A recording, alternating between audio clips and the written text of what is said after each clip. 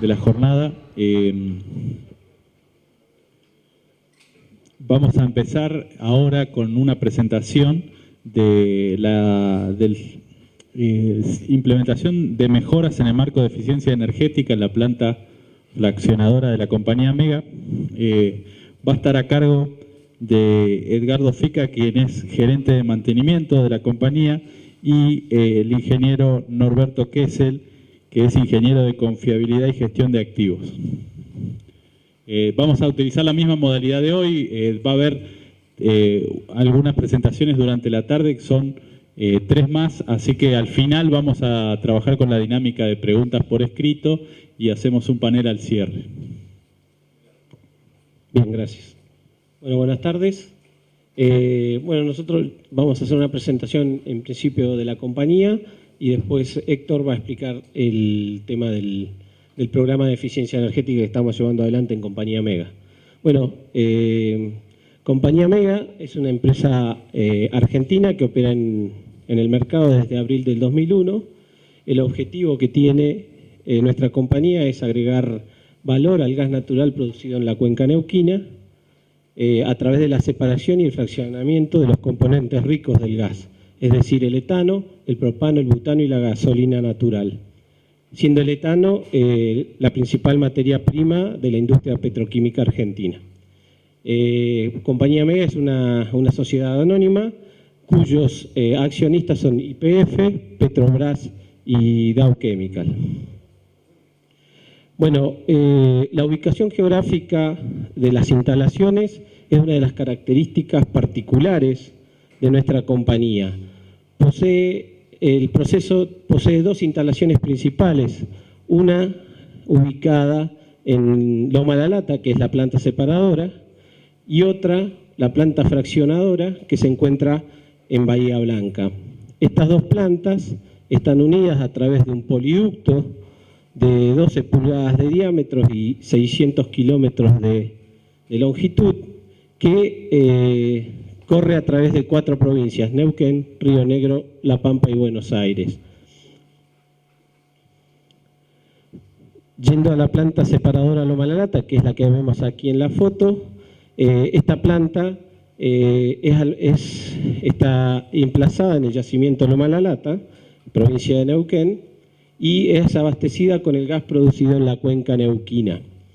El gas que en esta planta se retiene en forma de líquido a través de un proceso criogénico es luego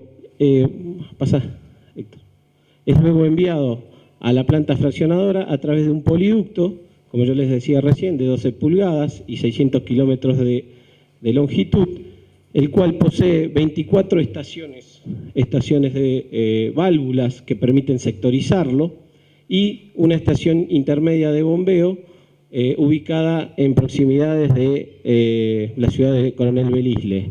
De esa manera se incrementa el perfil de presión del fluido y permite que éste llegue a Bahía Blanca. Por otro lado, la planta fraccionadora, que es la que estamos viendo ahora en fotos, está dentro del polo petroquímico Bahía Blanca y tiene unas ventajas inigualables en cuanto a que posee un puerto de aguas profundas que permite sacar por ahí o despachar los productos que en ella se fraccionan, además de estar cerca de los principales consumidores. Como podemos ver aquí, nosotros en la planta de Bahía Blanca hacemos el fraccionamiento de los líquidos separados en Loma La Lata, y el etano, que es la principal materia prima de la industria petroquímica, es entregado a PBB Dow. El LPG, que vendría a ser el propano, butano y la gasolina, el propano y el butano, va a través de barcos y a través de camiones a mercado interno o, cuando lo amerita, a exportación, y la gasolina natural va directamente a exportación por no tener aplicación industrial en nuestro país. Además, desde hace unos 6-7 años atrás, se empezó también a vender dióxido de carbono a Profértil para la generación de urea.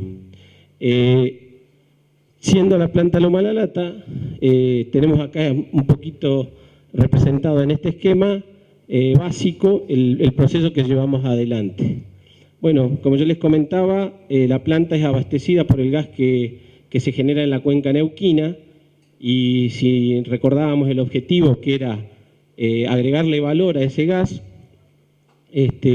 los yacimientos que están aportando a esta planta son el yacimiento Loma La Lata, Aguada San Roque, Aguada Pichana, el Portón, que se encuentra en el norte de la provincia.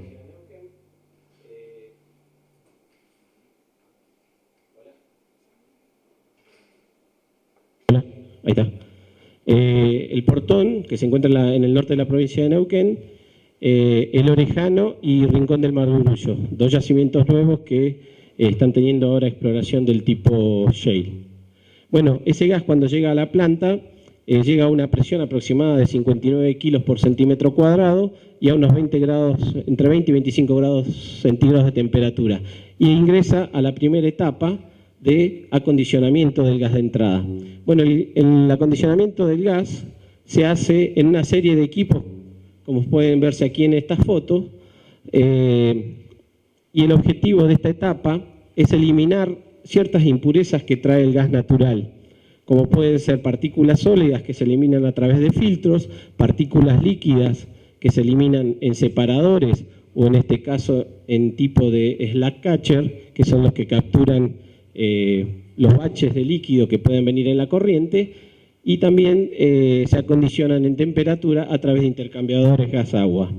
Una vez que el gas es filtrado, es comprimido por un electrocompresor que le incrementa la presión unos 6 kilos aproximadamente, dejándolo en 65 kilos por centímetro cuadrado y 30 grados de temperatura, listo para el proceso de deshidratación. Esa compresión, como yo les comentaba, es a través de un compresor con motor eléctrico con una potencia de 4,3 megawatts.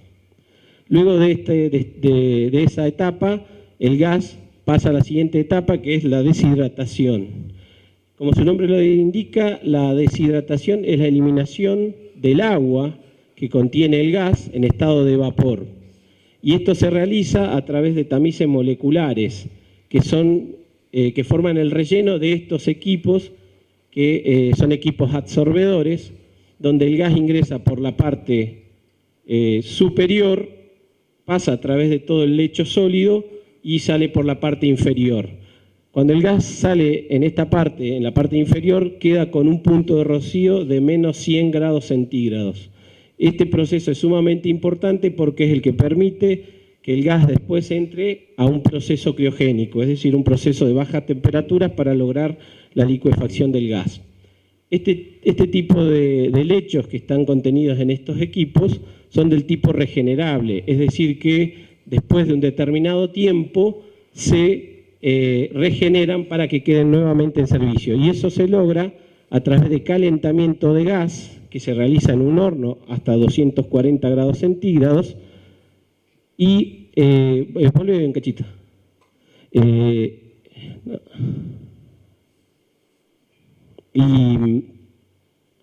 está. El gas, para la regeneración, el gas pasa en contracorriente, es decir, en forma ascendente, despojando el agua que había quedado contenida en los poros del tamiz y dejando el tamiz regenerado para la siguiente etapa de absorción. Ahora sí. Bueno, una vez que el gas ha sido deshidratado, ya queda en condiciones de entrar al proceso criogénico. La planta cuenta con dos trenes similares de este proceso, dos trenes que contienen estos equipos principales, y el objetivo de esto es lograr bajas temperaturas a través del aprovechamiento energético de intercambio que realizan las corrientes que entran y salen del proceso en intercambiadores del tipo de placas, que están ubicados dentro de lo que se llama una caja fría o cold box. En esta caja hay 5 intercambiadores de placa y ahí se pueden ver las corrientes que ingresan o que salen de la misma.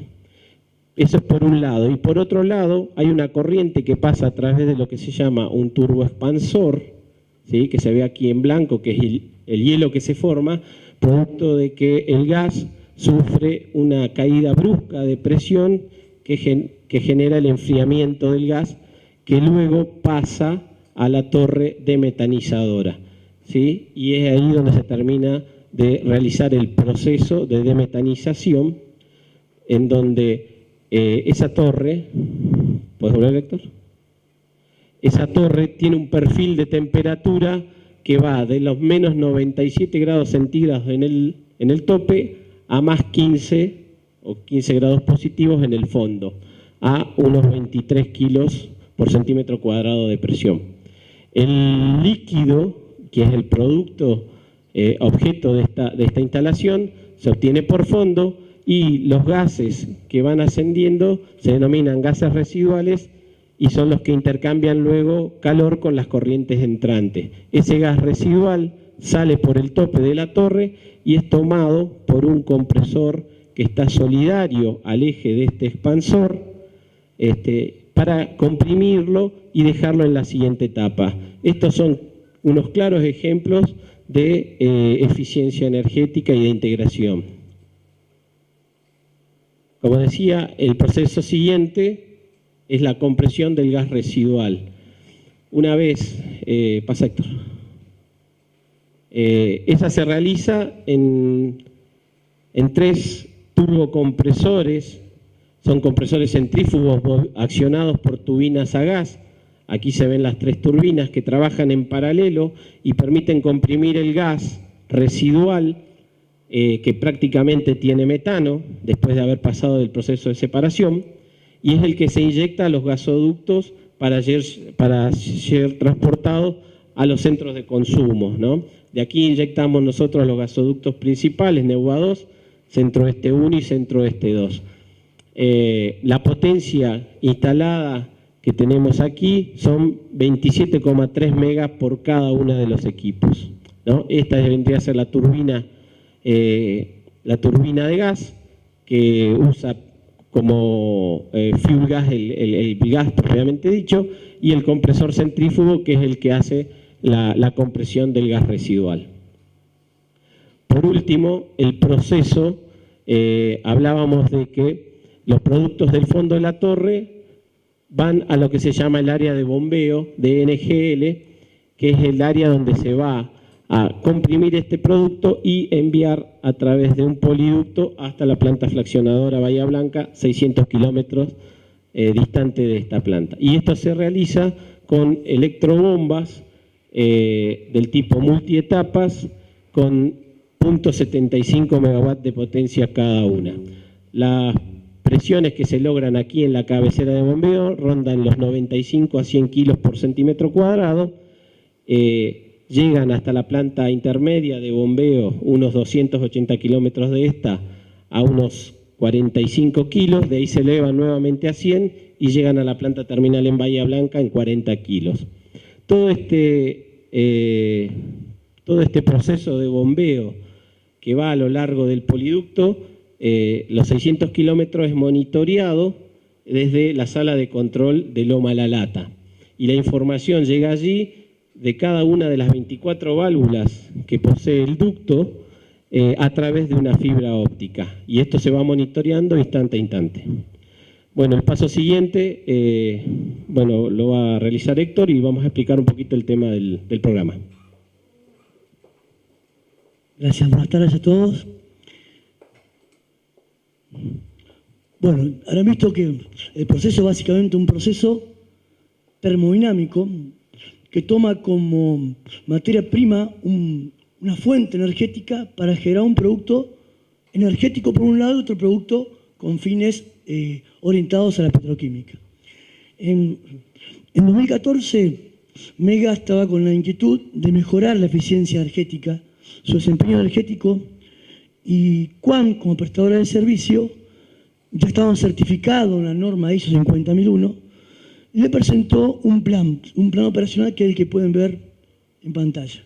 Este plan está basado, entre otras normas, en la norma ISO 50001 y está pensado para llevar, en este caso a Mega, a la certificación y la mejora continua. Está dividido prácticamente en 4 etapas. La captura del desempeño actual de la planta, del estado actual de consumo y eficiencia, Esto es, las primeras mediciones, estadísticas, históricos, definición de indicadores, etcétera, etcétera. La segunda etapa, que tiene que ver con tomar estas estadísticas, encontrar la distribución de consumos, detectar los vectores energéticos más relevantes y generar e implementar ideas y proyectos de mejora. Mejoras orientadas justamente a mejorar la eficiencia energética, bajando consumo o aumentando la producción para consumos iguales y reducir el impacto ambiental a través de la reducción de las emisiones de gases de efecto invernadero. La tercera etapa es un poco la etapa objetivo para estos 3 primeros años, que es la implementación y la certificación bajo la norma ISO 50001 por parte de la compañía Mega. Certificada la norma, entraríamos en la fase de mejora continua. Bien. Bueno, este es un poco el resumen del proceso que ustedes ya vieron. No voy a explicar de vuelta el proceso, pero sí quiero que vean que después de la captura de los consumos, la captura del estado de desempeño energético de la planta, resultó básicamente esto. ¿Qué son los colores? Son los consumos energéticos de los consumidores relevantes. La planta no cuenta solamente con estas áreas, pero el resto de las áreas representaban un consumo insignificante al lado incluso del menor consumidor. Pueden ver la referencia en la barra de la derecha. Estos son consumos anuales. Usamos como unidad el gigajoule por una cuestión de conveniencia numérica y para unificar tantos consumos energéticos de gases combustibles y consumos eléctricos. Vemos que pasamos de los 3 millones de gigawatts, el mayor consumidor, que se concentra en los turbocompresores que mencionó mi compañero. Los turbocompresores impulsados a turbinas de gas que comprimen el gas residual y el gas domiciliario. A las 2000 gigajoule, casi irrelevante comparado con el consumo de la turbina, que lo consumen las bombas booster que alimentan las bombas de salida. Y en el medio toda la gama de consumos. Siguiente. Bien, volvemos un poquito atrás. Podemos ver ahí una relación que es mucho más grande. Si yo hacía la relación verdadera, no me entraba la palabra energía eléctrica en ese cuadrito. Vamos a ver ahora por qué. Esos son los dos vectores energéticos, las fuentes energéticas primarias, por así decirlo, primarias respecto de la planta, el gas combustible y la energía eléctrica. Ahora sí. Ahí pueden ver por qué yo decía que no me alcanzaría el cuadrito para escribir la palabra. El 90%, siendo generoso, el 94% de esa energía consumida se la lleva el gas combustible. A pesar de que se consume mucha energía eléctrica, el 94% es gas combustible. Solo alrededor del 6% es energía eléctrica. Eso fue una sorpresa. Se esperaba que hubiera una diferencia grande entre el consumo de gas combustible y el consumo de energía eléctrica. Pero después de las mediciones estadísticas, realmente nos asombramos al ver esta diferencia. Al punto que volvimos a medir, a revisar datos históricos y volvimos a calcular porque no lo cerraba. Pero es cierto, esa es la diferencia. En lo que es gas combustible, el 86% se lo lleva los turbocompresores, que impulsan uno de los productos que es el gas residual. La otra diferencia la llevan los dos hornos. Un horno que es de calentamiento de aceite, necesario, voy a decir necesario entre comillas, ahora vamos a explicar por qué, necesario para el proceso principal, y un segundo horno que es el horno, como explicó mi compañero, necesario para calentar el gas de regeneración de los deshidratadores de entrada. En lo que respecta a la energía eléctrica, ese 6% de energía eléctrica, casi el 60% se lo lleva el booster de entrada. El booster que se encarga de levantar la presión o ecualizar la presión de entrada de la materia prima a la planta. Mi compañero mencionó que era un booster de 4,3 megawatts de potencia. Ese booster se lleva casi el 60% de la energía eléctrica. Pero no pasa lo mismo con los costos. 94:6 es la relación de consumo, combustible a energía eléctrica. Estos costos fueron calculados en diciembre del año pasado. Tenemos una relación del 68% del costo en gas combustible y 32% en energía eléctrica. Ese 6% de energía eléctrica representa porcentualmente un costo relativamente importante. Hoy no hicimos los cálculos, pero estimamos que anda una relación del 60 al 40. 60% del costo es gas combustible, pero el 40% es energía eléctrica. Ese 6% o está llevando el 40% del costo. Bien. Bueno, establecido esto, definimos los indicadores. Básicamente son indicadores que hablan del consumo específico, consumo por unidad de producción. Hay un indicador principal que es el consumo en megajoule por tonelada de NGL producida. Se establecieron las líneas base, esto acumulado y promediado en un año, de abril de 2014 a abril de este año. Siguiente. Pasamos a etapa 2. En abril de este año se comenzó con la etapa 2. Se finalizó la etapa 1, que fue la captura, y la etapa 2, que es la mejora del desempeño de la planta. Se formaron grupos de mejora, se generaron reuniones de brainstorming. A través de estas reuniones se generaron ideas, propuestas de mejoras, alrededor de 27 propuestas de mejoras. En el camino quedaron otras tantas, ¿no? Las reuniones de brainstorming son interesantes, pero a veces algunas ideas son un poquito voladas. Algunas quedaron fuera, pero la mayoría son realmente interesantes. Se jerarquizaron cualitativamente. ¿Para qué? Para poder empezar a implementar, para poder definir por dónde se empieza, y después recién se asignaron de esas ideas o proyectos 4 o 5 para este año. Se nombraron responsables para esos proyectos para que hicieran los estudios de factibilidad. Ya estudios de factibilidad cuantitativos, estudios completos de factibilidad. Sigue la fase de implementación, la medición para comparar contra la línea base y ver si realmente estamos mejorando. ¿Entiende?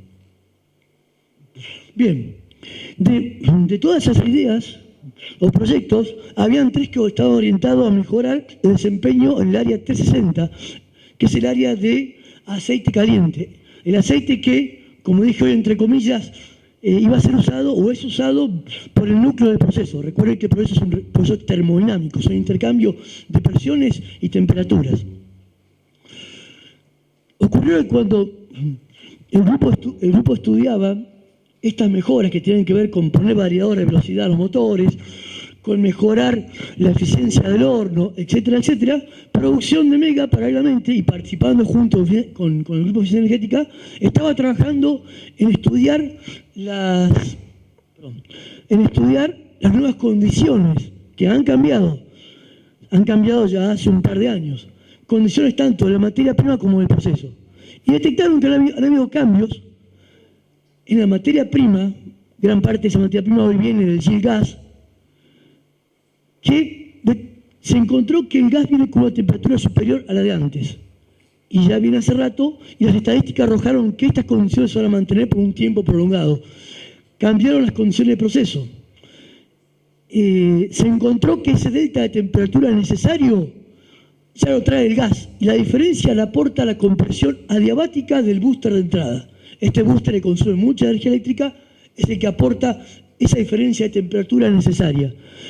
Se estudió la tendencia de temperatura en estos meses, en los primeros meses del año, y se encontró que era estable y que la estadística arrojaba, repito, como esto viene ya hace un tiempo atrás, arrojaba que esto se iba a mantener por un largo periodo. Entonces, se cambiaron las propuestas individuales y se tomó como una propuesta sacar de servicio este área.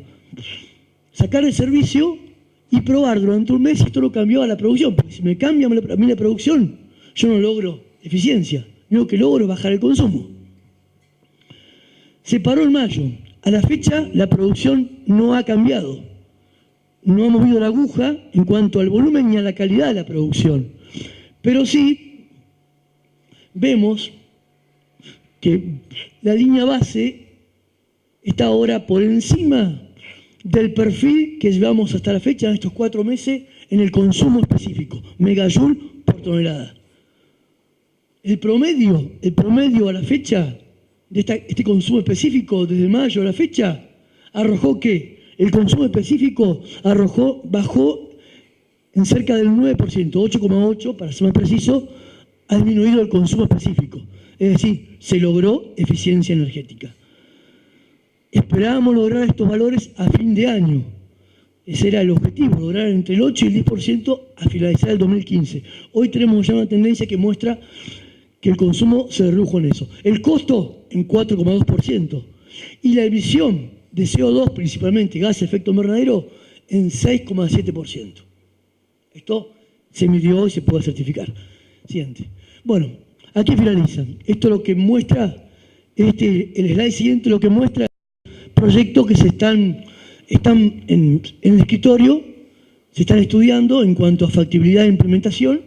Hay algunos de ellos que son muy ambiciosos, que creemos van a dar un retorno, una inversión importante, una reducción en los consumos importante y principalmente la reducción en emisiones de CO2, pero que son de implementación mucho más compleja en lo que es dificultad de ingeniería y en lo que es tiempo de implementación. No se descartaron, llevamos recién 1 año y 4 meses trabajando con esto y se ha logrado bastante. Se ha concientizado a la gente, me olvidé decirle que la gente fue capacitada, todo el personal de la planta, no solo el grupo de eficiencia energética, fueron capacitados todos y concientizados y paralelamente se capacitó al grupo que va a trabajar en esto bajo la norma y bajo técnicas que tienen que ver con mejorar la eficiencia energética. Bueno, nada más. Muchas gracias.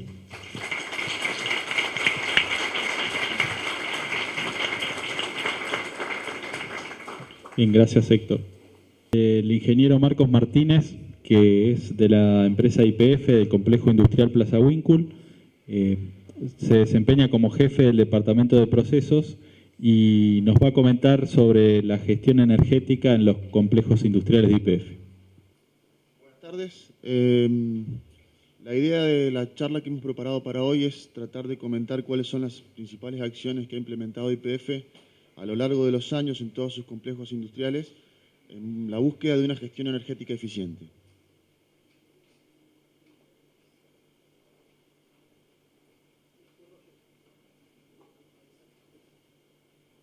Bueno, los temas que vamos a ver, en primer lugar, cuáles son los objetivos de la implementación de estas acciones en búsqueda de la eficiencia energética, la definición de algunos índices que nos permiten evaluar y compararnos y tener conciencia, digamos, poder plantarnos en un punto de partida para poder, a partir de ello, implementar acciones que nos permitan ser más eficientes. El punto de auditorías energéticas cruzadas, que es una acción que se implementó ya desde hace varios años en los complejos industriales, que nos permite optimizar las acciones para justamente tener una gestión energética eficiente. ¿Cuál es el plan anual de objetivos de ahorros energéticos? La capacitación técnica del personal, la gestión del mantenimiento orientada al ahorro energético y, por último, las conclusiones de la presentación. Adelante. Bueno, como les comentaba, el objetivo de la charla es poner en evidencia cuáles han sido las acciones que se han implementado en la compañía a la hora de buscar una gestión eficiente desde el punto de vista energético. YPF, como una compañía abocada a la producción de recursos energéticos, tiene el foco puesto en este punto porque sabemos que es uno de los lugares en donde no solo podemos obtener mejoras en los resultados económicos, sino que también tenemos asumido un compromiso desde el punto de vista del cuidado de los recursos ambientales. La historia arranca allá por el año 96, donde se dieron los primeros pasos para conformar una comisión de energía. Surgieron un año más tarde los grupos de Best Practice o GMO, grupos de mejoras operativas, y que estaban principalmente orientados a la implementación de técnicas de homologación y metodologías de cálculo de estos índices que estábamos comentando en la agenda. Posteriormente se inicia un plan para la reducción de los consumos y mermas, que es impulsado desde la dirección. Esto es importante destacarlo porque YPF, digamos, implementa este sistema de reducción energética con un alto compromiso desde la alta dirección de la compañía. Posteriormente se empiezan a conformar grupos orientados a la realización de auditorías de energía que tienen como finalidad encontrar puntos de mejora en los diferentes complejos, y ya vamos a ver un poco más en detalle de qué se tratan específicamente estas auditorías energéticas. Finalmente, en el año 2009 se conforma una estructura que está dedicada de lleno a la gestión energética. O sea, hay un grupo transversal, digamos, una gerencia transversal a la compañía que tiene la finalidad de reducir el consumo energético en la compañía y hacer un consumo energético eficiente. O sea que hay personas abocadas específicamente y que abarcan todas las especialidades de la compañía y que tienen como finalidad este objetivo. Adelante. Bueno, el primer punto de la agenda después del objetivo, dijimos que tenía que ver con la definición de índices de gestión energética. Hay un índice por excelencia que se utiliza dentro de las compañías del rubro petrolero, que es el índice de energía Solomon, el índice integrado de energía Solomon, y es un índice que utiliza varios elementos para su cálculo. Entre ellos, fundamentalmente, la capacidad de procesamiento que tiene la unidad, el procesamiento real que está teniendo en cada momento, el nivel de complejidad de las instalaciones. No es lo mismo hacer un cálculo del índice energético para una refinería grande y compleja, como una un poco más pequeña y de menor complejidad. Una serie de elementos como pueden ser paros programados para el año, etc. Hay una serie de elementos que intervienen en el cálculo de índice de energía, y ese índice de energía permite no solo, como les decía, hacer un diagnóstico del estado en el cual se encuentra la instalación desde el punto de vista de la eficiencia energética, sino también hacer una especie de estudio benchmark con otras compañías alrededor de todo el mundo. Acá, a nivel ilustrativo y por razones de confidencialidad, no aparecen los valores reales, pero sí pueden ver las barras. Estas barras representan cuál ha sido la evolución del índice de energía para nuestra refinería, la de Plaza Winkle, a lo largo de los años, arrancando en el 2011, en cada uno de los meses para el año actual, y cuál es el acumulado para el año y el objetivo. Cabe destacar que el índice de energía empeora, por así decirlo, en la medida que crece. O sea, un índice de energía de mayor valor absoluto indica que la gestión energética ha sido menos eficiente. Cuanto mayor es la carga procesada o menor es la energía consumida para procesar esa carga, más eficiente es el proceso y por lo tanto el índice de energía tiende a verse reducido. En los últimos años se ha visto un incremento gradual, como pueden observar, en el índice de energía de nuestra refinería, y esto está asociado a algunas complicaciones o desafíos operativos que hemos tenido y que están relacionados con el procesamiento del Shell Oil. Esto es motivo de una charla que va a dar uno de mis compañeros el día de mañana.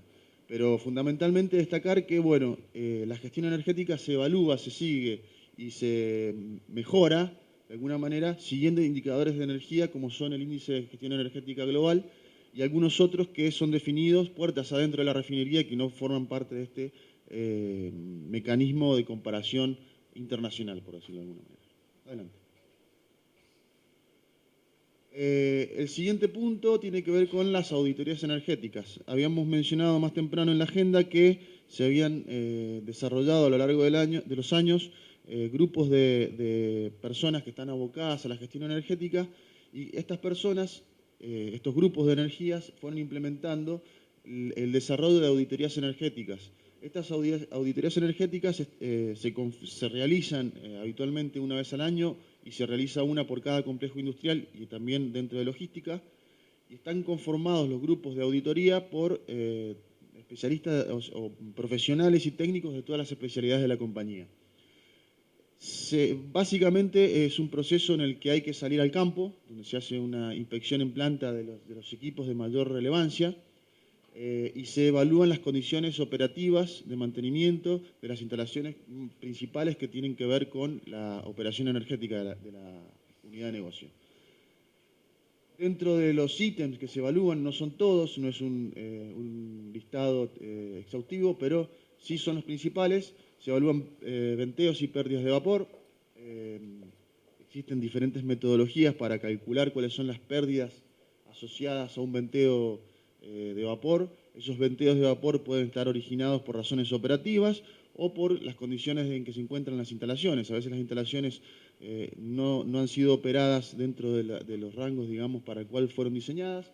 A veces las instalaciones requieren de mantenimiento y esto lleva a que puedan haber situaciones en las cuales se generen pérdidas de vapor que hacen que, obviamente, la eficiencia energética decaiga. Lo mismo sucede con los venteos. Los venteos son casos particulares en donde, digamos, puede ser que es profeso haya un venteo de vapor porque el proceso lo requiere, o a veces el venteo de vapor existe y se puede eliminar si se implementan algunas acciones que tienen que ver, como les digo, con la operación o el mantenimiento de la unidad. Trampas de vapor y aislaciones es otro de los ítems que se evalúa. Es importante destacar que, pese a que puede parecer un elemento menor, estos dos puntos se llevan una cuota importante del ahorro energético que se puede implementar en un complejo industrial. No vamos a entrar en detalles de cuál es la función o para qué sirven las trampas de vapor, pero muchas veces suele suceder que o la trampa de vapor ha quedado bloqueada en posición abierta o en posición cerrada, o simplemente está bloqueada del proceso. Entonces, de esta manera existe un procedimiento que es sistemático y que nos permite evaluar las condiciones en las cuales se encuentra todo el parque de trampas de vapor del complejo. Lo mismo sucede con las aislaciones. Las aislaciones, estamos hablando de estas mantas o estos elementos aislantes de calor que se ponen en los equipos, sobre todo que están a mayor temperatura y que tienen como finalidad evitar la fuga de calor desde el proceso hacia el medio ambiente. Sucede en ocasiones que por una intervención, no sé, de mantenimiento, se requiere reparar una válvula o realizar una medición de espesores en un equipo. En esas ocasiones, para poder hacer la intervención es necesario retirar la aislación. A veces sucede que la aislación se retira, pero no se vuelve a colocar. Entonces, o a veces la aislación por razones de operación o porque no ha sido mantenida, la aislación se ve deteriorada y deja de cumplir la función justamente aislante. Entonces, la auditoría lo que hace es tratar de poner un ojo en estos puntos en los que a veces la vorágine del proceso y de la operación hacen que no reparemos, digamos. Entonces, de esta manera podemos implementar un procedimiento sistemático que nos permite trabajar de esa manera. Los hornos de procesos y calderas también son ítems importantes porque se llevan una cuota muy importante del total de la energía que se utiliza en un complejo industrial. Hay diferentes puntos que se evalúan, no vamos a entrar en detalle porque la charla no es muy prolongada. Lo mismo sucede con los aeroenfriadores, con las turbinas. Las turbinas son equipos que requieren el consumo de grandes cantidades de vapor y sabemos que trabajando de manera eficiente en la detección de oportunidades de mejora podemos implementar un ahorro de importancia en estos equipos. Y sin ninguna duda los intercambiadores de calor representan otro punto de auditoría que es de relevancia porque son los lugares en donde las corrientes frías ceden calor, las corrientes calientes ceden calor a las frías y permiten optimizar el proceso de calentamiento y enfriamiento sin recurrir a fuentes externas. Adelante. El plan anual de objetivo de ahorro energético tiene que ver con una serie de ítems que se establecen anualmente y se definen a principio del año y que demuestran de vuelta cuál es el compromiso de la alta dirección en el cumplimiento de los objetivos que tienen que ver con el ahorro de los recursos energéticos. Hay una serie de líneas que se definieron en su momento y que permiten clasificar los diferentes objetivos de acuerdo a su categoría. Hay objetivos relacionados con el ahorro y el seguimiento. Acá sí es importante medir cuál ha sido o cuál es el ahorro que se va obteniendo a lo largo del año. Existen otros objetivos de optimización y seguimiento de desempeño energético que pueden estar relacionados con la parte operativa, de mantenimiento o de inversiones y que no necesariamente tienen que ser cuantificables, pero que sí tienen impacto en el desempeño energético. Las buenas prácticas son acciones o maneras de trabajar en la unidad relacionadas particularmente con la gestión energética que pueden ser exportadas a otros complejos industriales. Muchas veces se trabaja de una manera en un complejo industrial y se trabaja de manera menos eficiente en el otro y transferir este conocimiento es importante.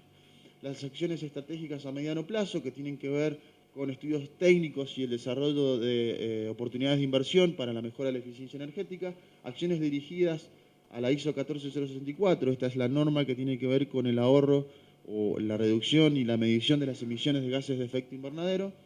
Y por último, y no menos importante, la formación y la comunicación. La formación, por un lado, del personal que se dedica a operar y mantener la unidad, y la comunicación de cuáles han sido los avances que vamos obteniendo en materia de gestión energética.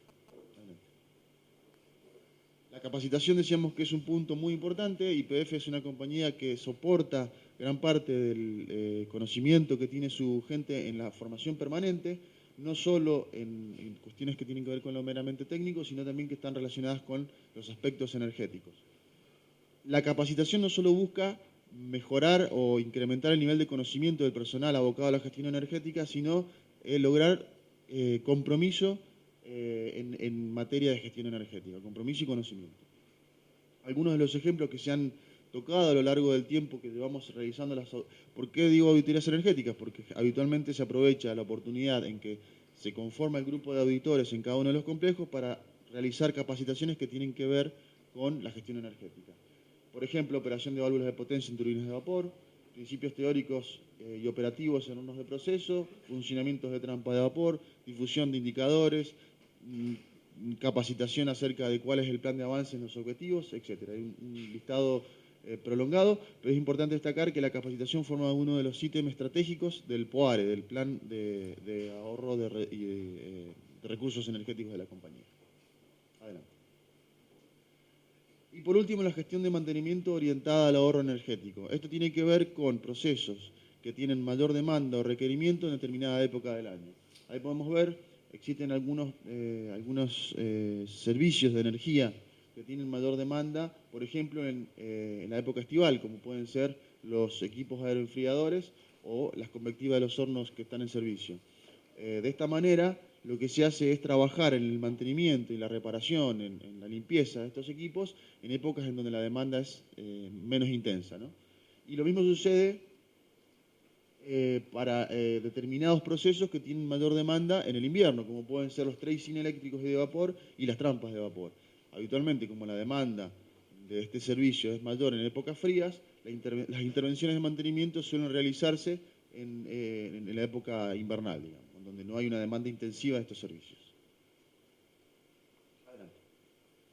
Bueno, simplemente destacar como conclusión un poco lo que ya les había comentado, cuál es el compromiso asumido por YPF en la gestión de los recursos energéticos, sobre todo porque no tienen que ver solamente con un renglón más en la cuenta de resultados de la compañía, sino que tiene que ver con el compromiso asumido en el cuidado de los recursos que terminan teniendo un impacto notable en el medio ambiente.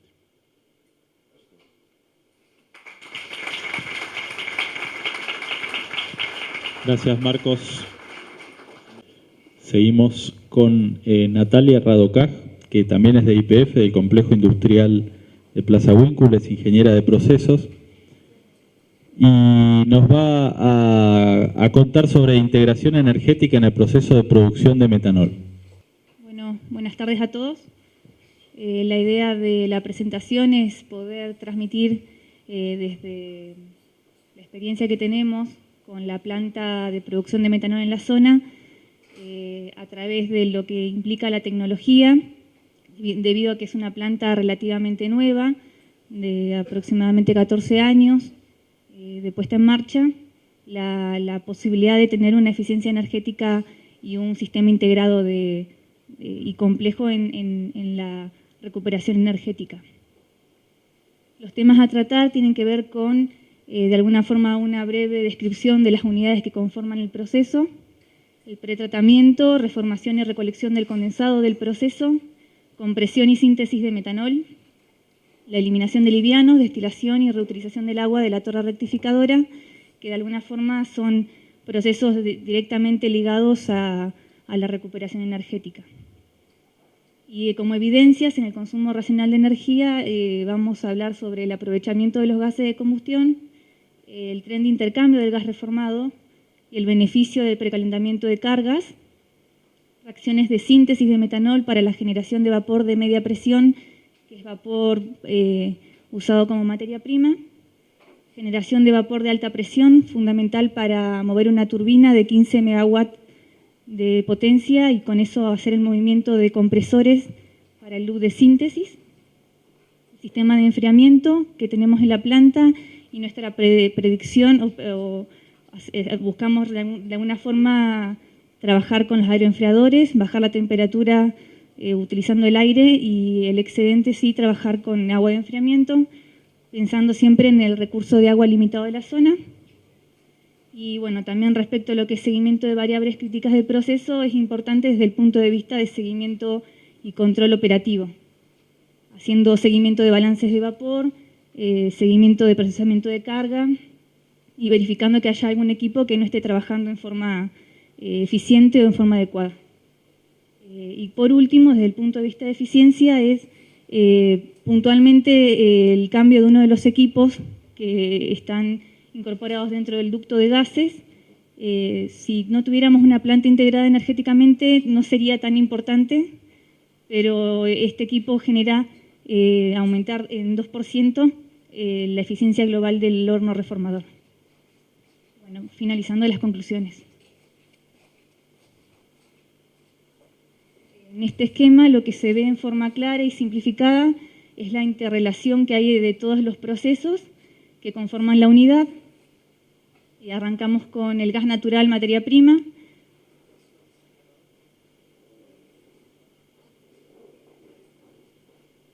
Tenemos un gas natural materia prima que ingresaría a una unidad de hidrodesulfurización y viéndolo desde el punto de vista energético, lo que se hace es un precalentamiento de carga utilizando energía propia del proceso. Lo que hacemos es precalentar la materia prima desde una temperatura ambiente del gasoducto hacia 360 grados, que es la temperatura de reacción de la hidrogenación. Y a la vez recuperamos de alguna forma un gas residual de la unidad de síntesis que tiene como característica una elevada composición de hidrógeno y se reutiliza para hidrogenar la carga y poder transformar todos los compuestos de azufre orgánicos complejos en sulfhídricos y poder captarlos de manera de tener un gas natural purificado acá a la salida. Desde el punto de vista de la unidad de reformación, hay una mezcla de ese gas puro con un vapor de media presión. Estamos hablando de un vapor de 32 kilos de presión. Se precalienta esa carga a 600 grados centígrados para poder de alguna forma mejorar la eficiencia y obtener una temperatura de reacción hasta 800 grados. Siempre utilizando gases de combustión, o sea, los mismos gases del proceso.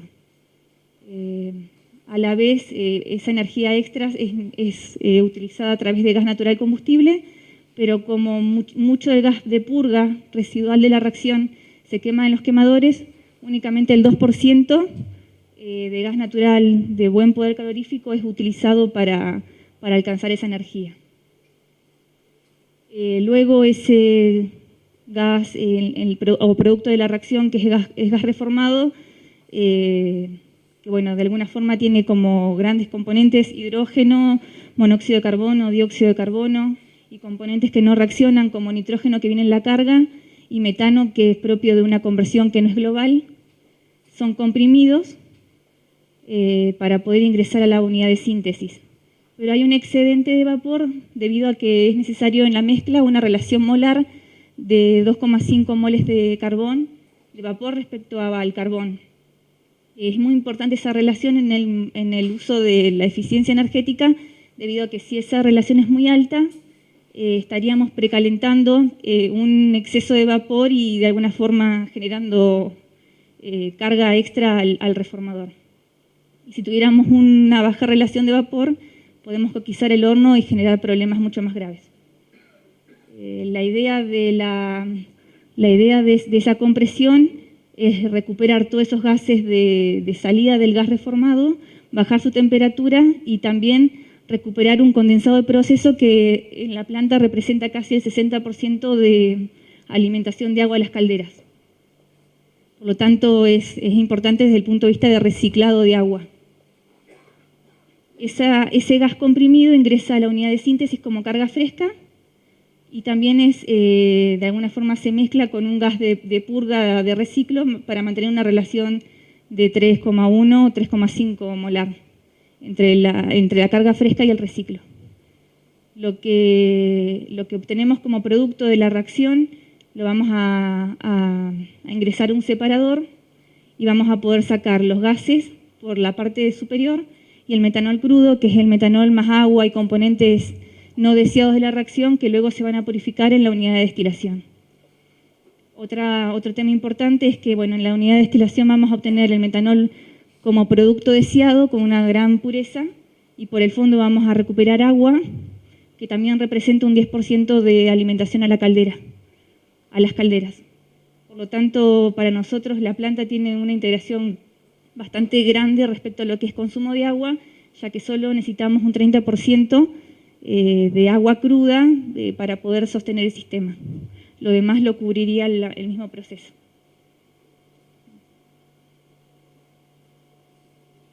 Una de las evidencias importantes en cuanto a lo que es el consumo racional de la energía es el tren de intercambio de gas reformado. Lo que se puede alcanzar a ver acá es una gran cantidad de corrientes que aprovechan energía con un salto térmico de aproximadamente 840 grados centígrados. El mayor salto y la mayor importancia en el salto es la generación de vapor de alta presión. Estamos hablando de una energía del gas reformado de 105 gigacalorías y esa energía se reparte un 35% para generar vapor de alta, un 10% para lo que es alimentación de agua a las calderas, otro 35% más como los reboilers de las torres de destilación como fluido calefactor, agua DEMI como calefacción al desayador. Y por último, simplemente hay un porcentaje mínimo que es de pérdida con agua de enfriamiento para lograr los 40 grados de temperatura y poder en cada uno de los colectores y botas separar el condensado de proceso de una gran pureza y que no requiere un tratamiento químico superior. Desde el punto de vista del aprovechamiento de gases de combustión, los gases de combustión aproximadamente tienen una temperatura de 1010 grados, 1020 grados, y para lograr la combustión es necesario aproximadamente 160 gigacalorías de energía. De esas 160, 105 lo usamos para convertir en la reformación, y el 35% viene a hacer el precalentamiento o beneficio de precalentamiento de cargas, de manera de poder bajar la temperatura desde 1010 hasta 130, que es la temperatura de chimenea. Para ello lo que hacemos es precalentar la materia prima, sobrecalentamos vapor de alta presión en la caldera, precalentamos gas natural de combustible a los quemadores y también precalentamos aire, que es este último intercambiador. Y acá es importante mostrar las reacciones son fuertemente endotérmicas. Esta es la reacción mandante. Y desde el punto de vista del esquema se ve cómo es el perfil de temperatura en el gas reformado y en el gas de combustión, que es esta curva, desde que ingresa el tubo hacia la salida.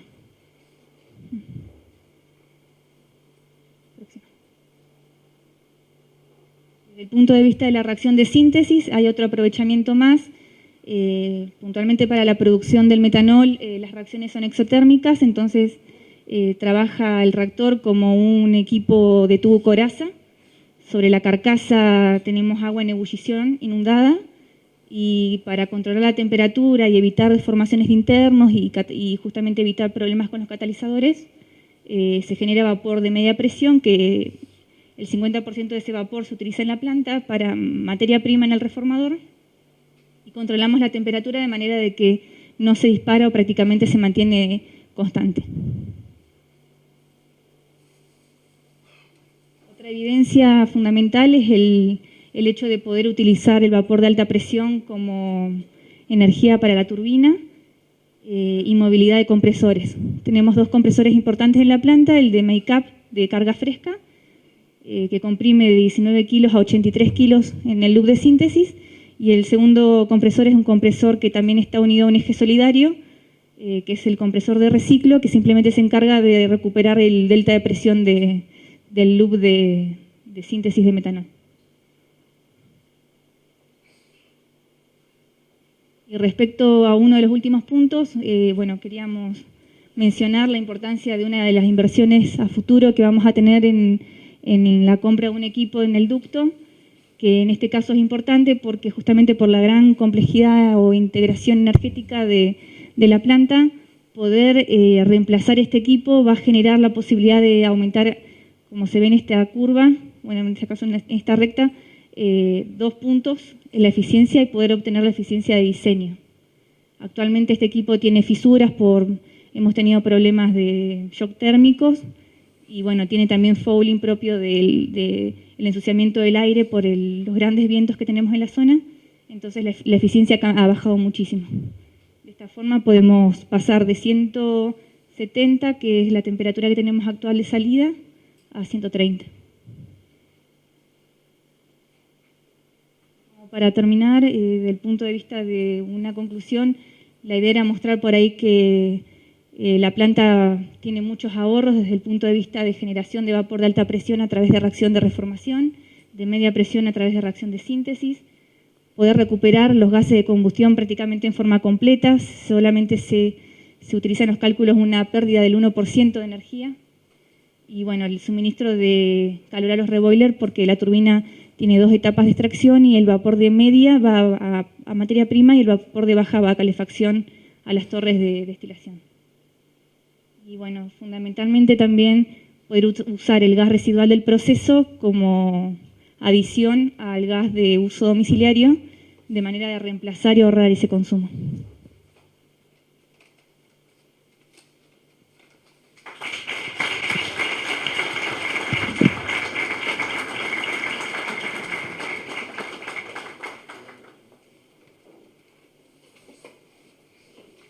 Bien, vamos a cerrar el panel con la disertación del ingeniero Pablo Urbino de Jacques Rosplet, que nos va a hablar de un mejor uso de la energía para el ahorro energético en calderas. La idea, como dijo el presentador, vamos a hablar acerca de posibles mejoras de eficiencia en calderas. Es algo bastante puntual. Hoy en día la mayoría de las industrias tienen procesos térmicos, sean hornos o sean calderas, y dentro de esos procesos hay muchas cosas que se pueden mejorar y a veces con pequeñas acciones se pueden tener ahorros interesantes, de hasta un 10%.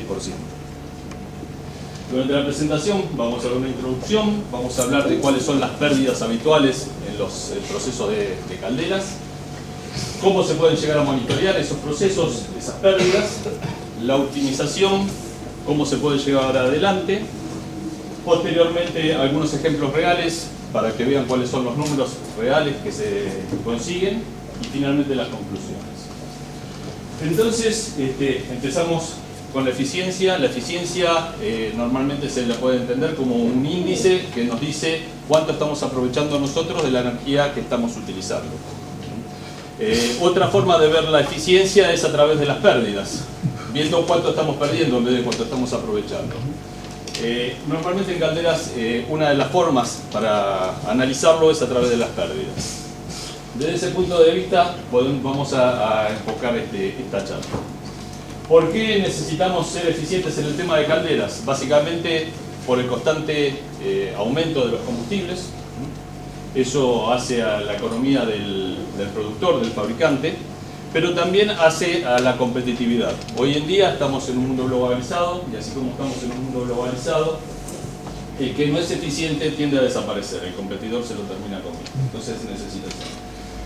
Y por último, y no menos importante, el cuidado medioambiental. Cuanto más eficientes somos, menos combustible utilizamos, menos impacto de carbono, de huella de carbono estamos utilizando, y a su vez también otros contaminantes como pueden llegar a ser el monóxido de carbono o los óxidos de nitrógeno.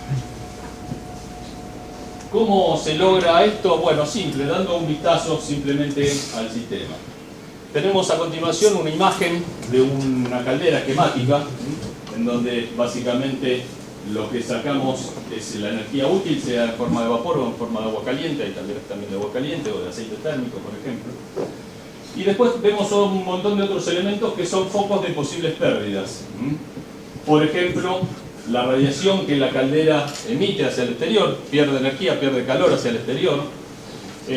Utilizamos energía eléctrica para nuestro sistema de combustión, pero no siempre es en forma eficiente. Desalinización necesitamos hacer extracciones de agua para eliminar las sales, las purgas continuas, ahí también estamos eliminando calor, estamos perdiendo calor. Hacemos otras purgas también para eliminar lodos. A veces no se recupera el condensado en todas las plantas, y la recuperación del condensado en las plantas de vapor es importante, es un punto importante para lograr la mejora de la eficiencia. Y a través de la chimenea es donde normalmente están las mayores pérdidas, y esas pérdidas se ponderan en función de los gases de escape que están saliendo con cierta temperatura y con cierta energía, y algo que muchas veces no se tiene en cuenta, las condiciones de barrido. El barrido, no sé si todo el mundo sabe, el barrido o la purga de la caldera se le llama al proceso aquel en donde a través del uso de un ventilador se eliminan la posible presencia de gases explosivos dentro del horno. Eso, desde el punto de vista de seguridad, está fantástico, pero desde el punto de vista de eficiencia me está enfriando la caldera antes del encendido. Cuanto más barridos tenga a lo largo del día, más pérdidas voy a tener. Decíamos entonces que las mayores pérdidas están por la chimenea. Fíjense ustedes, acá tenemos un gráfico y más o menos podemos llegar a estimar que en general por cada 100 grados Kelvin que nosotros le podamos reducir a la temperatura de los gases que están saliendo por la chimenea, vamos a lograr una mejora en la eficiencia de un 5%, cosa que no es despreciable. ¿Cómo se logra eso? Bueno, se puede llegar a hacer a través de intercambiadores. En las chimeneas se puede colocar, en la salida de gases de una caldera se pueden colocar intercambiadores. De hecho, así se hacen y normalmente se colocan lo que se llaman economizadores. Los economizadores sirven para aprovechar ese calor calentando el agua que está entrando a la caldera. Acá vemos un ejemplo, en el caso de una caldera de 10 toneladas que trabaja a 11 bar de presión, internamente la temperatura es de 185 grados, y suponiendo que esta caldera trabaja unas 6.000 horas al año, a un 75% de la carga como medio, 3.000 horas al año, estamos hablando de 300 días, 20 horas por día, no es que está permanentemente funcionando, podemos llegar a tener ahorros de hasta aproximadamente 230 kilowatts. Pero dicho en kilowatt a veces no suena tanto, o uno no se imagina cuánto puede llegar a ser el ahorro. También lo tenemos expresado en litros de fuel al año, y fíjense que esto significa 138.000 litros de fuel al año. Es un montón de ahorro. Esquemáticamente tenemos la caldera, la salida de vapor, el tanque de agua tratada. El tanque de agua tratada por otros motivos suele estar a temperatura, a unos 100 grados. Básicamente lo que se hace pasar es el agua tratada a través de un intercambiador que se llama economizador, y se ingresa a la caldera ganándole aproximadamente 20 grados y reduciendo la temperatura de los gases a 20 grados. Pero la tendencia mundial también es seguir aprovechando ese calor, porque todavía acá tenemos 120 grados centígrados. Esos 120 grados centígrados se pueden llegar a utilizar para precalentar aire. El aire de la combustión, el aire que necesita el sistema de combustión, se puede llegar a precalentar y, por ejemplo, pasar el aire desde 20 grados a 100 grados, reduciendo la temperatura de los gases de combustión de 120 a 56 grados centígrados. Obviamente, ya a los 56 grados centígrados empieza a haber condensaciones. Los gases de combustión tienen vapor de agua. El vapor de agua, cuando llega por debajo de la temperatura del punto de rocío, empieza a tener condensaciones. Entonces son equipos preparados para ese tipo de condiciones, como también se pueden llegar a agregar justamente otro tipo de intercambiadores en donde definitivamente hay condensaciones, están pensados para que haya condensación, y recuerden ustedes que la mayor energía se transmite durante el cambio de estado. Entonces, si nosotros estamos haciendo una condensación de los vapores de agua, estamos capturando una buena cantidad de energía, y también existen entonces intercambiadores para condensar esos gases. Y los gases de la chimenea de una caldera pueden estar saliendo, de hecho están saliendo hoy en día en muchas calderas, a 40 grados centígrados hacia la atmósfera. Se recupera prácticamente todo. En este caso lo que se hace es se calienta el agua de reposición del tanque de tratamiento de agua, desde 20 hasta 50 grados. Las pérdidas de radiación, decíamos que la caldera es un elemento caliente, y como elemento caliente está irradiando calor hacia el exterior, estamos perdiendo energía, sea por radiación o por convección a través de las aislaciones. Lo cierto es que en una instalación bien hecha, las pérdidas a través de las aislaciones no deberían ser mayores a un 5%. En la práctica muchas veces no es así. Las salas de caldera suelen ser lugares muy calientes, que hasta se terminan despegando los carteles, como el Chococoso. Y muchas veces no solo en las calderas, sino también en cañerías, en donde por cuestiones de mantenimiento se van haciendo reparaciones de las cañerías y luego no se reponen las aislaciones.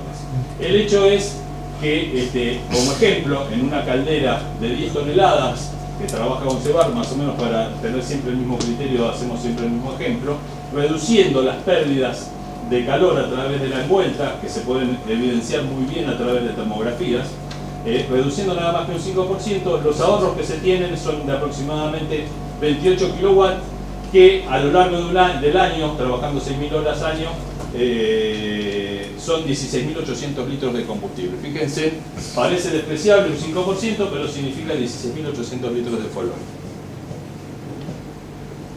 Las pérdidas por barrido, las mencionaba anteriormente, las pérdidas por barrido. Acá lo que vemos ejemplificado son dos casos de dos calderas diferentes, una de 2 toneladas y otra de 3 toneladas hora. Básicamente la de 2 toneladas es la de azul, que se ve que arranca o una carga para, lo que está en blanco sería cuando la caldera paró, arranca para varias veces, es un caso real. La otra caldera aparentemente trabaja pocas horas al año, pero también está arrancando y parando, y todo eso significa que cada vez que la caldera va a arrancar, hace el prebarrido, la purga esta y me enfría la caldera. Para una caldera de 10 toneladas, entonces de producción de vapor hora, cada ciclo me produce una pérdida de 30 kilowatts por cada arranque. Si nosotros hacemos, como en el caso de la caldera de 2 toneladas, que es la de azul, 25 ciclos de arranque al día, me significa 750 kilowatts, y en 200 días de operación me significan 150 megawatts al año, que es un montón de energía que se puede llegar a optimizar. Además, muchas veces las calderas, como puede llegar a ser el caso de esta que está en rojo, está únicamente encendida por las dudas. El tema de mantener una caldera por las dudas en marcha, por si la necesitamos demanda. Ese tipo de situaciones de las calderas en hot standby también me produce que el quemador está arrancando únicamente para mantenerla caliente. Esa energía no se utiliza nunca. Entonces también es un montón de energía perdida. Muchas veces eso se puede llegar a solucionar calentando la caldera de otra forma, poniéndole internamente, por ejemplo, una serpentina de vapor, haciéndole circular vapor y manteniendo caliente en vez de arrancando un quemador cada vez que necesitamos que mantenga la temperatura, y haciendo el barrido y todo. Bien, haciendo el ejemplo de una caldera de 10 toneladas a 11 bar, minimizando los ciclos de arranque, ¿sí? Los ahorros que se tienen, teniendo unos 30 kilowatts por cada arranque, son de 15.000 litros de fuel en el año. Incrustaciones. Decíamos que las calderas, para no tener pérdidas de radiación hacia el exterior o pérdidas de calor hacia el exterior, tienen que estar aisladas. Pero la aislación tiene que estar del lado de afuera, no tiene que estar del lado de adentro. Entonces, fíjense, acá hay algunas fotos. Obviamente estos son casos críticos, no es el caso general de una caldera, no puede funcionar así, pero han llegado a estas situaciones. Este es el tubo de agua de una caldera acuatubular y este es el interior de una caldera homotubular, en donde está totalmente incrustado. Fíjense ustedes las pérdidas, y esto es muy interesante, las pérdidas que se tienen con 1 milímetro de incrustación de carbonato de calcio, se pierde 15,1% de energía, de silicato 13,7%, de fosfato 4,5%. Por muchos motivos no deberían tener ningún tipo de incrustación las calderas. Un motivo más es el tema de pérdida de transferencia de calor y, en definitiva, eficiencia. La desalinización. Decíamos que las calderas necesitan eliminar las sales, como veíamos, y esa eliminación de las sales se hace con lo que se llama un proceso de purgas de superficie. Las purgas de superficie se pueden llegar a hacer en forma manual, el operador cada tanto tiempo va, hace análisis y las va purgando, pero ese manejo manual tiene defectos. Si uno automatiza las purgas a través de mediciones del agua, es muy simple medir la salinidad del agua, es un instrumento muy simple que mide la conductividad, en definitiva.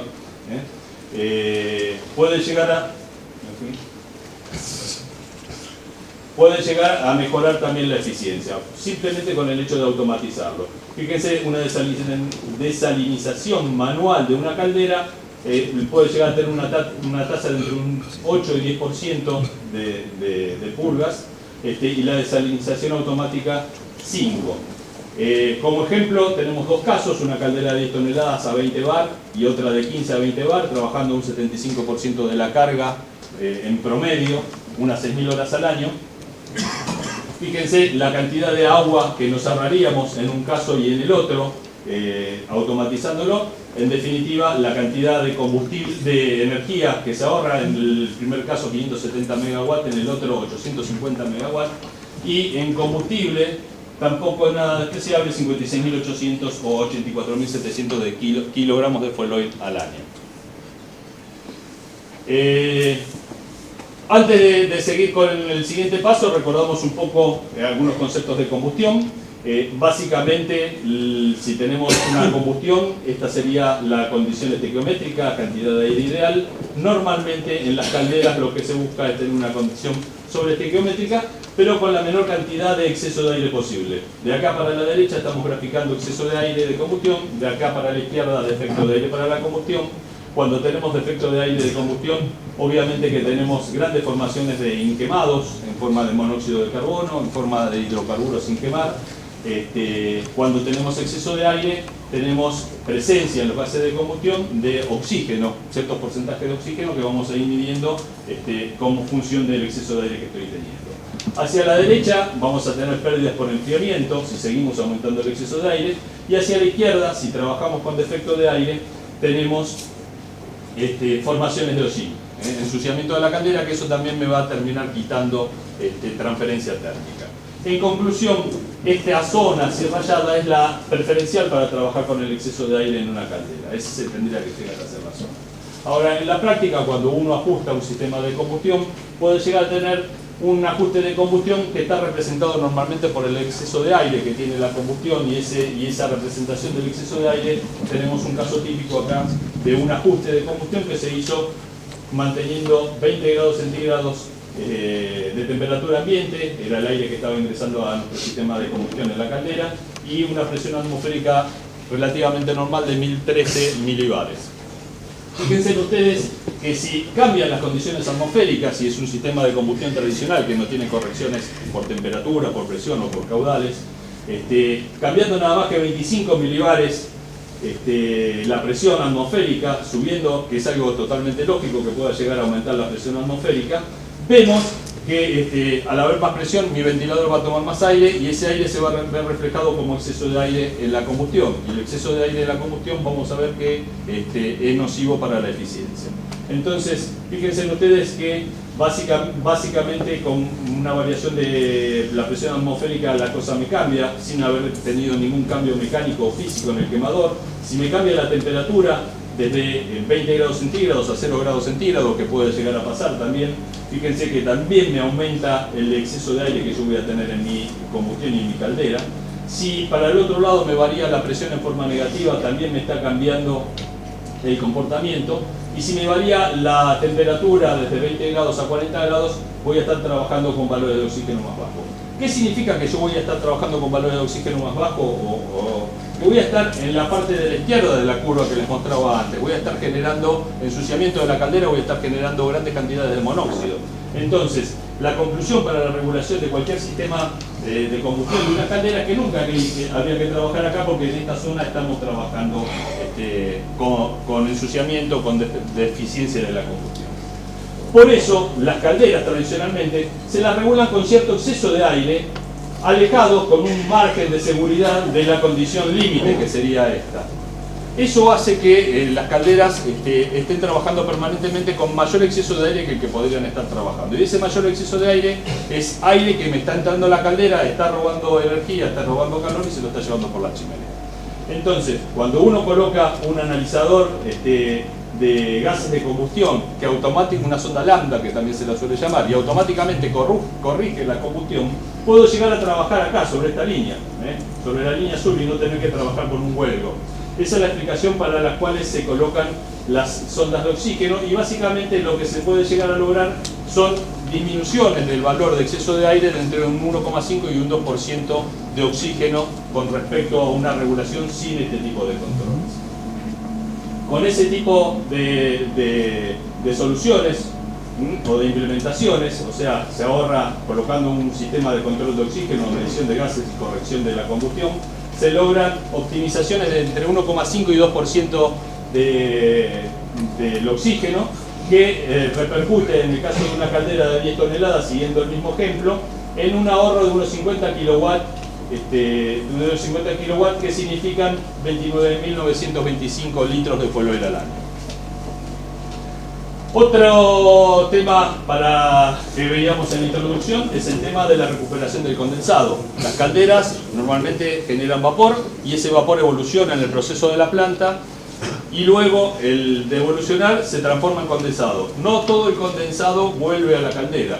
Si nosotros logramos recuperar el máximo de condensado de la caldera, vamos a ser mucho más eficientes. Como para que ustedes tengan una idea, en este ejemplo también de una caldera de 10 toneladas a 11 bar, si nosotros tenemos una temperatura de condensado de 85 grados y una temperatura de agua fresca de 20 grados, recuperando un 20% más de condensado de lo que teníamos antes, vamos a ahorrar unos 40.500 litros de fuel oil al año, con 40% 81.000 litros, con 60% 121.000 litros.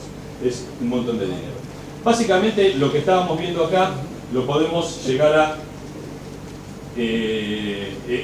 a ver, cada una de estas cosas que vimos son aplicables siempre en todas las calderas, no siempre, en algunas calderas sí, en otras no. Eso depende de qué, depende del tipo de operación y depende del tipo de carga que tenga la caldera. Por ejemplo, si es una caldera que trabaja intermitentemente, que arranca, para, ¿sí? Y que trabaja siempre normalmente a baja carga, bueno, posiblemente sí sea interesante colocar un control de velocidad de aire en el ventilador, o un control de desalinización o una optimización, pero no un economizador. Si nosotros trabajamos a una carga media, ya hay otros elementos que sí se justifican. El economizador se justifica, en el caso de operación continua se justifica mucho más colocar un desalinizador automático y un variador de velocidad en el ventilador, y así sucesivamente. Les pido un poco de disculpas, voy un poco apurado y acelerado porque no hay tiempo.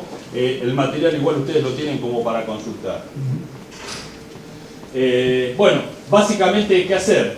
Cada uno en sus calderas deben dar un vistazo y en función del cuadro que veíamos antes, saber qué es lo que pueden llegar a implementar y muchas veces con pequeñas acciones se logran grandes beneficios, como podríamos ver. Hay que detectar las desviaciones y calcular cuál es el potencial ahorro, que los cálculos para calcular eso realmente son sencillos y se pueden hacer fácilmente. Obviamente, una vez que uno lo calcula, justificar los argumentos para tomar las decisiones y a su vez también, bueno, detectar el exceso de capacidad. Muchas veces las calderas están sobredimensionadas y eso también, veíamos que arrancan, paran, eso es significado también de ineficiencia. Algún método, algún tema también para mejorar en calderas. Lo que estamos viendo acá es una imagen de un sistema de varillaje que se conoce. Técnicamente sería el regulador de aire y combustible, es el sistema de varillas que regulan la proporción de aire y combustible durante la modulación de los quemadores, que tradicionalmente han sido siempre mecánicos, pero todos los varillajes mecánicos con el tiempo van tomando juegos, y eso hace que vayan teniendo cierta histéresis en la regulación de la combustión. Esa histéresis de la combustión también se puede mejorar utilizando hoy en día sistemas electrónicos y lograr eficiencias o mejoras de la eficiencia de alrededor de 2,5% por ese tipo de reemplazos.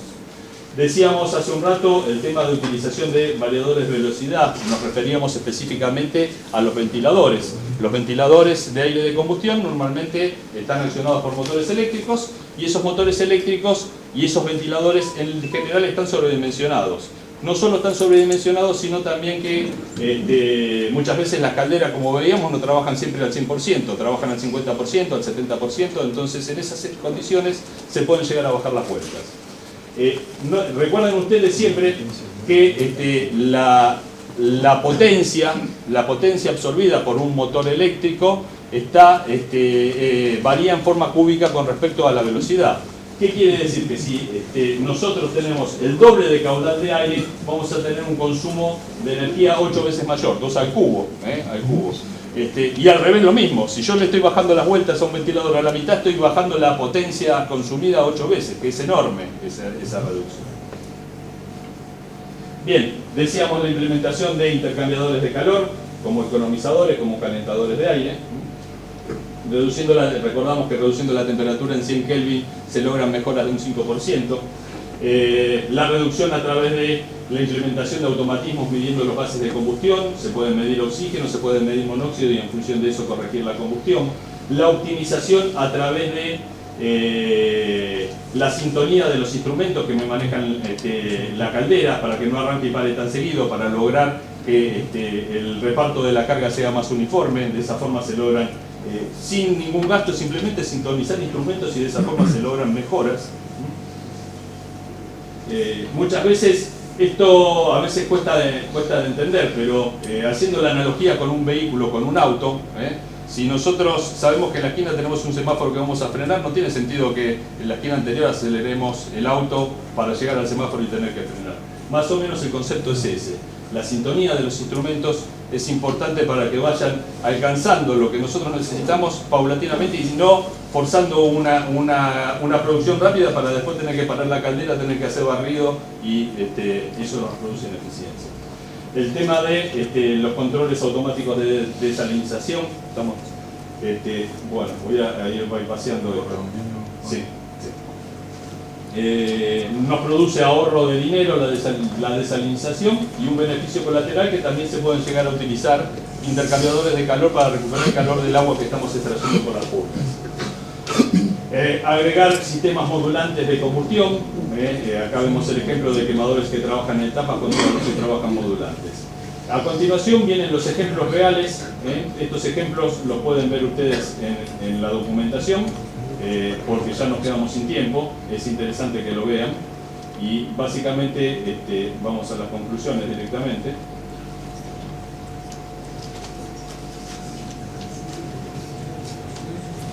Las conclusiones. Bueno, básicamente lo que hay que hacer es dar un vistazo, monitorear y medir la energía de nuestros equipos, de nuestras calderas y ver qué es lo que nos conviene hacer. Esto nos permite encontrar potenciales ahorros, nos ayuda a predecir e incorporar nuevas tecnologías, a cuidar el medio ambiente, como decíamos inicialmente, y a detectar ineficiencias, consumos de ineficiencia energética. Básicamente hasta acá. Les hago un comentario más.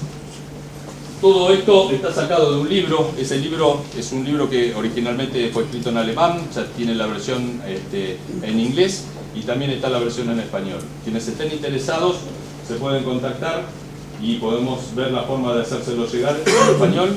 También está la versión en chino, pero esa no la tenemos acá en Argentina. Tampoco te la voy a leer. Muchas gracias.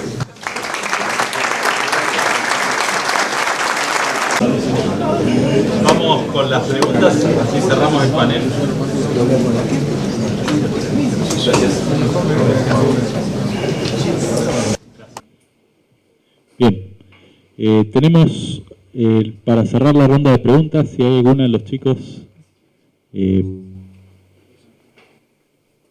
Tenemos acá un comentario más que pregunta. No sé.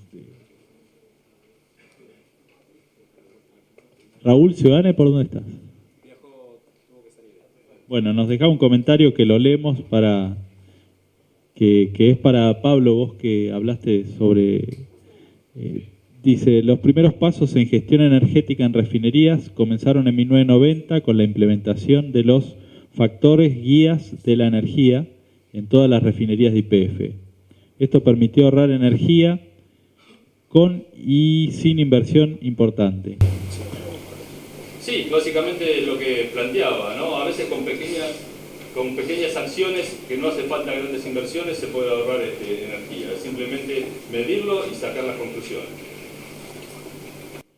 Para Natalia dice, ¿cuál es el equipo a reemplazar y su procedencia?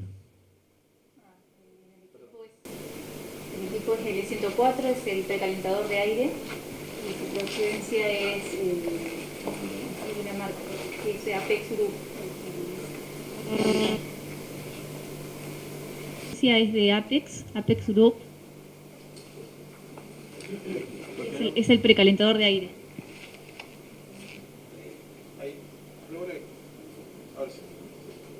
El precalentador de aire y es el fabricante es Apex Group de Dinamarca.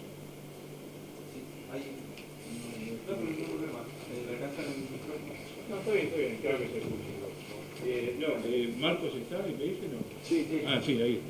No, la duda que tenía era, y bueno, Natalia también explicó el tema de licencia, pero ustedes no encararon por el lado de la 50.001 para hacer... No, todavía no. La duda era, sí, contando Los avances sí, y trabajando desde sí. 2009. Digamos, son 3 complejos industriales.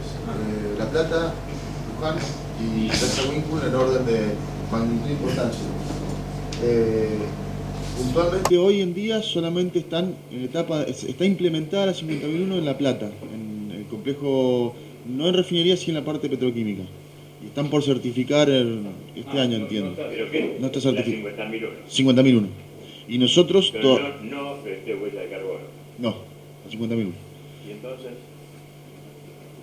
una instalación de otro. Sí, no conozco en detalle porque nosotros no hemos trabajado con la 50.001 acá en Plaza Winkle. Sé que están en etapa de implementación y para certificar en el complejo industrial de Ensenada en La Plata, lo que es petroquímica, en La Plata. En Luján no está y nosotros todavía acá no tenemos nada. Estamos por empezar a trabajar probablemente el año que viene en esto, pero no hay nada todavía en Winkle. Y la influencia, por ejemplo, bueno, ustedes ahí marcaron bien el tema de la parte de transformación energética, pero básicamente, o no lo vi, bueno, sí, tal vez es porque no es muy grande la incidencia, parte eléctrica. Si bien en cada una de las prestaciones, La Plata es una mini ciudad, sí, tiene que ver con el tramo eléctrico, compran el 138 sí, volt, bueno, Mega sí, y al lado Proferti, pero también tiene sí, muy importante energético. Ellos lo plantearon como un costo, está bien que ellos son muy gasífero dependientes. sí, puede ser, es un punto que no está, es cierto que no está. La incidencia que tiene la electricidad en el consumo energético de la refinería ni se acerca por asomo a lo que es el consumo de gas natural y de fuelgas. Pero puede ser un punto que dé para ser incluido dentro del plan de acciones de gestión energética. Hoy no lo tenemos, no, y pero tampoco está... Pero tiene el cálculo de consumo de energía. Sí, claro, bueno, sí. Entonces, sí, pero no hay acciones digamos, dentro de lo que es el plan de acciones de ahorro energético o dentro de las auditorías de energía que contemplen la parte de energía eléctrica dentro de la refinería. No lo tenemos implementado hoy en día. ¿No tienen una planta de 40 megas y al lado? Sí, pero eso no es de refinería, es de... Y entiendo que es parte del grupo de YPF, pero no es de refinería. Hay máquinas de potencia, pero el consumo energético es fundamentalmente el proporcionado por... todo se tiene que traducir a emisiones. Seguro. Sí. Entonces eso es el planteo que tiene el país como compromiso. Seguro. Sí. Bien, gracias.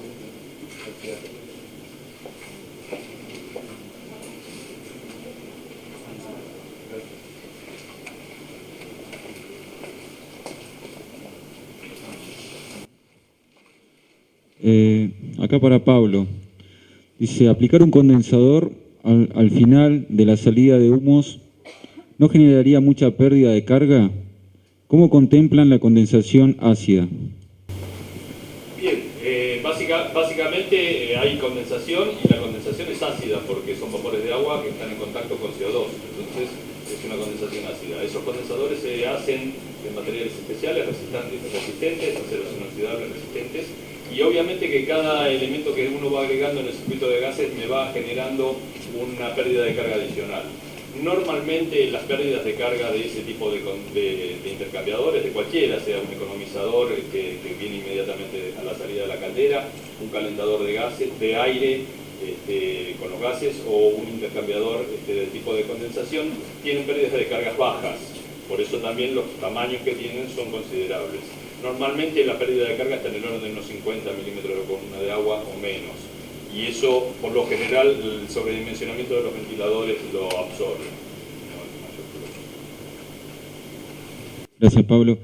No hay más preguntas. Ahora los invitamos a tomar un café. Hacemos un break de unos 15 minutos, por favor. Después quedan varias charlas. Volvemos. Muchas gracias.